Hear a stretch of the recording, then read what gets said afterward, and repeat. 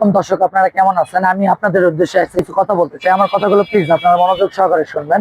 এই যে আমাদের প্রাণের শহর জয়পুরহাট শহরটা দেখতেছেন, আমি এই বিষয়টা নিয়ে আমি বেশি করে আলোচনা করতে চাই।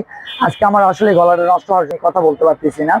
যে আমরা আসলে এই যে মেয়েদের যে এসএসসি পরীক্ষার পর আবার কলেজে ভর্তি করে যায়, ভাই আপনার তো রেজাল্ট খারাপ, আপনি কেন আপনার মেয়েকে এসএসসি পর আবার কলেজে ভর্তি করে দেন? 2 পয়েন্ট 3 পয়েন্ট এই পয়েন্টগুলো নিয়ে কেন কলেজে ভর্তি করে দেন? তারা তো কলেজে যায় ভালো কোনো চাকরিও পাবে না ভাই, ভালো কোথাও চান্সও পাবে না। কেন দিচ্ছেন? কেন? এখানে তারা কলেজে আসে কি করতেছে আপনারা জান? কোনো খোঁজ খবর রাখেন? আপনি কেমন বাবা, আপনি কেমন মা, আপনার সন্তানের আপনি খোঁজ খবর রাখেন না? এটা ঠিক নয়। আপনি আপনার মেয়ের যদি অবশ্যই রেজাল্ট যদি ভালো হয় তাহলে আপনার মেয়েকে আপনি কলেজে ভর্তি করে দেন। রেজাল্টের উপর ভিত্তি করে আপনার মেয়েকে কলেজে ভর্তি করে দেন। একটা কথা মনে রাখবেন, একটা মেয়েকে বা একটা ছেলেকে আপনি নেককার হিসেবে যদি তৈরি করতে পারেন তাহলে সেই হিসাবে আপনি জান্নাত পাবেন। অবশ্যই আমার কথাগুলো মানবেন এবং শুনবেন। ভালো থাকবেন, সুস্থ থাকবেন। আসসালামু আলাইকুম।